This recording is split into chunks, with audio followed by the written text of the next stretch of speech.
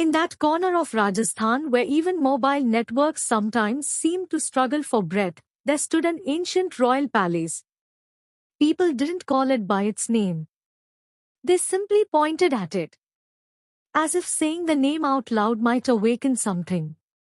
The village elders claimed that once night fell inside that palace, morning never truly arrived, only the quality of the light changed. Arjun never believed such things. He was a documentary filmmaker. Haunted places were content for him, not fear. So he decided his next film would be on this very palace. Getting official permission was impossible. And so, one night at exactly 12 a.m., carrying his camera, torch, and mic, he quietly slipped inside. He pushed the main gate. Rust screamed. The sound was so sharp that Arjun's heart stopped for a moment. The instant he stepped in, a cold gust of air brushed past him, like someone had exhaled ice. He turned on the camera. "Guys, I'm inside the palace now." His voice echoed through the hall and came back to him. But along with the echo, there was another sound. Soft. Broken. "There's still time." Arjun turned around. Only darkness stood behind him. He moved forward. In the center of the hall hung a massive chandelier, half broken.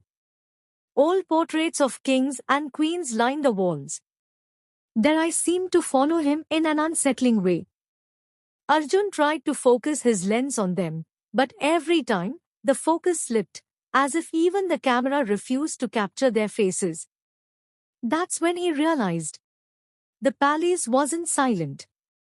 From somewhere far away came the faint sound of anklets. Tap, tap, tap. The rhythm matched Arjun's heartbeat. At the end of a corridor, he noticed a room glowing with a soft yellow light. There was no electricity in the palace, yet the light was there. He walked toward it slowly. Inside, a small oil lamp burned. Perfectly still. Despite the draft, the flame didn't flicker. Arjun recorded it and whispered, "This is impossible." Then he saw it on his camera screen. A reflection behind him. A girl. Dressed like a princess. Her hair in a braid. Pearls around her neck. But her face. Completely pale. Her eyes were pitch black, as if there was nothing inside them. Arjun spun around. No one. He tried to laugh it off, but his throat had gone dry. Suddenly, his mic began to crackle. And a voice slipped directly into his headphones. "You're not the first." All the doors slammed shut at once. Boom!